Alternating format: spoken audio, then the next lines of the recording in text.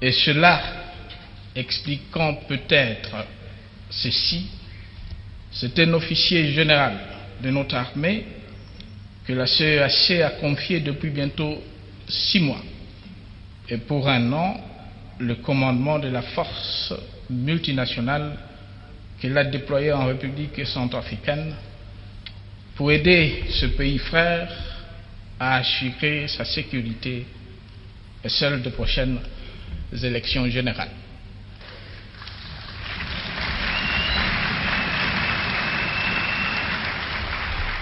Mais je pense aussi à la contribution de l'Afrique du Sud, de l'Angola, de la Belgique, de la Chine, des États-Unis d'Amérique, de la France, ainsi que la MONUSCO à la formation de nos militaires et policiers. Le défi devant nous dorénavant est celui de la consolidation de la paix et la stabilisation de la région. La réponse à y apporter exige des actions complémentaires suivantes.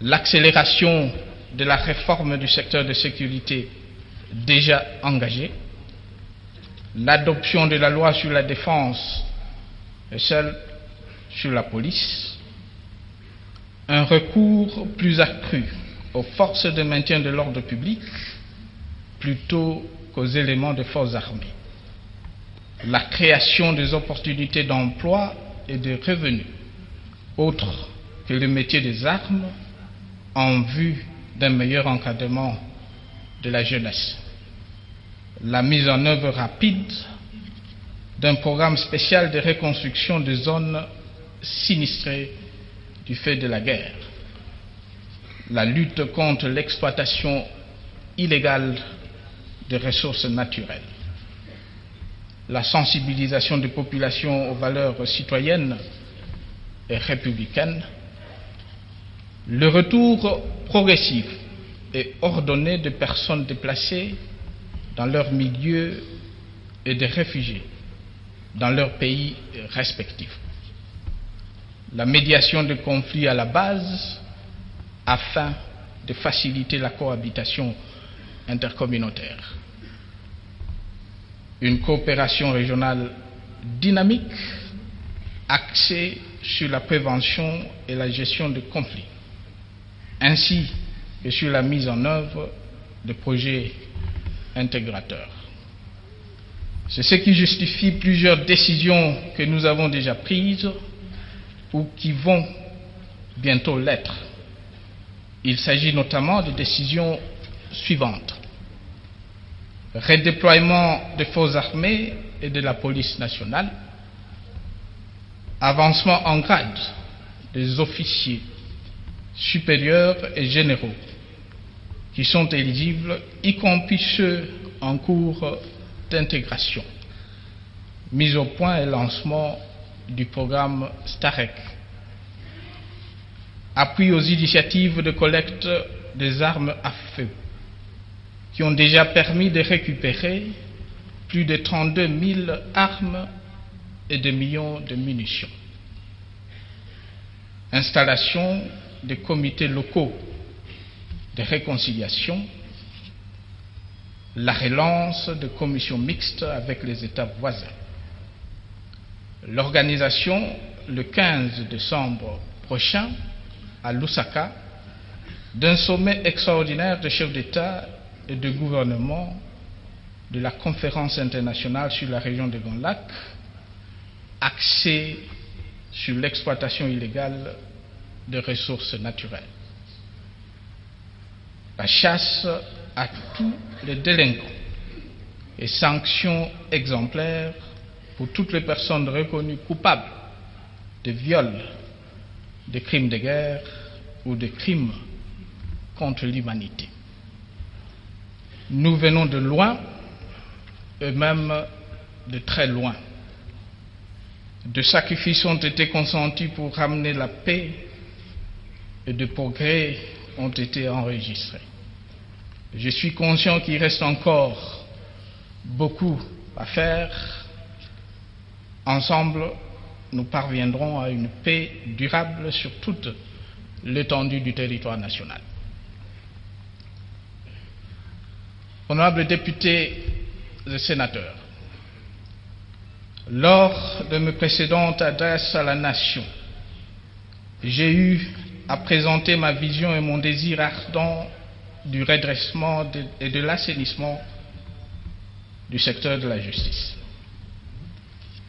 ainsi que mon ambition de doter notre pays d'une justice qui soit juste pour tous, de valoriser la fonction de dire le droit incarné par le magistrat et de promouvoir l'indépendance du pouvoir judiciaire. Les grandes réformes prévues dans ce secteur sont aujourd'hui largement engagées grâce notamment au travail législatif accompli par notre Parlement. Il vient d'adopter le Code de l'organisation et de compétences des juridictions de l'ordre judiciaire, ainsi que la loi relative à la Cour constitutionnelle. Quant à la loi sur la Cour de cassation, il a déjà passé le cap de l'Assemblée nationale et se trouve au Sénat pour une seconde lecture. Par ailleurs, après avoir décidé en 2009 de la mise à la retraite des magistrats qui étaient éligibles et de la révocation de ceux qui s'étaient rendus coupables d'indélicatesse ou de manquements graves dans l'exercice de leurs fonctions, il a été procédé à la nomination de nouvelles autorités judiciaires, ainsi qu'au recrutement de 2000 nouveaux magistrats, dont 1000 ont été effectivement nommés le 31 juillet 2010. Ces nouvelles unités sont en voie de déploiement sur le terrain dans le souci de rapprocher le juge du justiciable. S'agissant de la distribution de la justice, quelques avancées ont été enregistrées, avec notamment l'interpellation, voire la condamnation à de lourdes peines privatives des libertés de certaines personnes en vue. Force est cependant de constater que dans l'ensemble, le bilan demeure largement en deçà des attentes. Cela est tout à fait inacceptable. La sécurité juridique et judiciaire est un besoin, un droit pour chacun de nous. Elle est un critère déterminant de la qualité du climat des affaires, une condition essentielle de la croissance économique et du développement. Il est impératif et urgent qu'elle devienne une réalité. L'heure n'est donc plus à la moralisation ou à l'exhortation, mais plutôt aux actes et aux résultats. Aussi dis-je à la magistrature, à qui revient la charge de constater et de sanctionner le fait infractionnel, que sauf à vouloir se disqualifier, il est plus que temps qu'elle prenne ses responsabilités. Dans cette optique, j'en appelle à un exercice plus effectif du pouvoir disciplinaire dévolu aux chambres du Conseil supérieur de la magistrature qui en ont la compétence. Je demande par conséquent au Parlement de mener rapidement à terme le processus législatif de la disciplinarisation de la prise à partie de magistrats.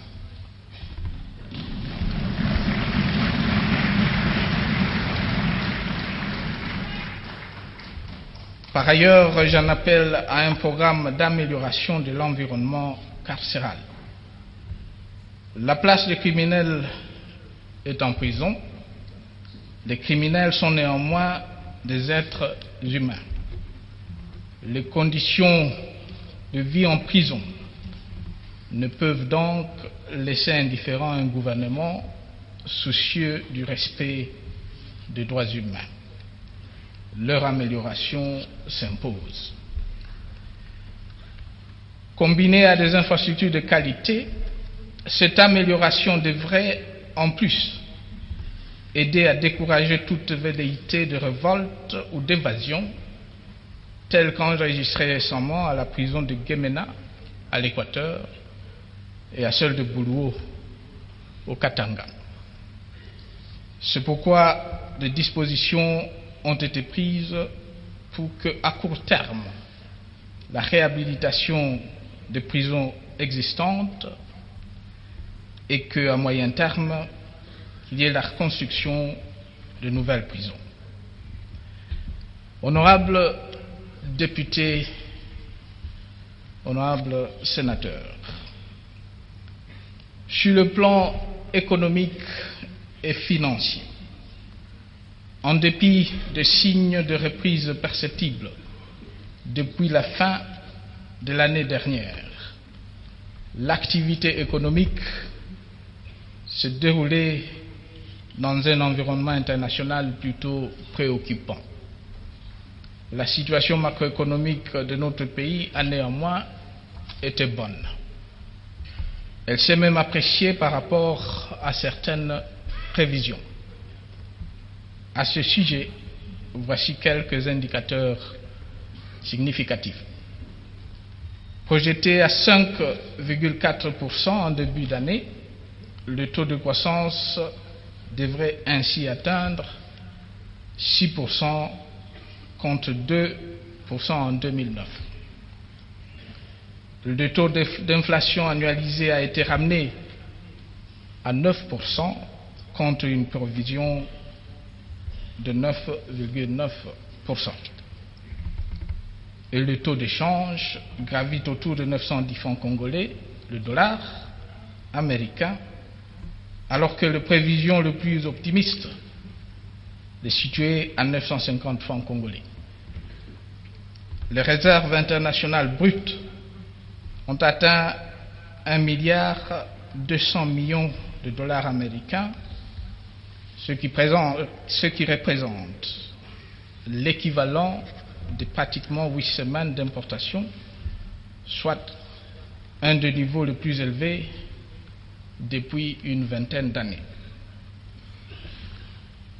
Au niveau des finances publiques, une mobilisation accrue de recettes s'est accompagnée d'une meilleure rationalisation de la dépense, dont la qualité a été sensiblement améliorée, avec l'affectation d'une proportion de ressources relativement plus importante que le passé aux dépenses liées aux infrastructures de base, tant dans la capitale qu'à l'intérieur du pays.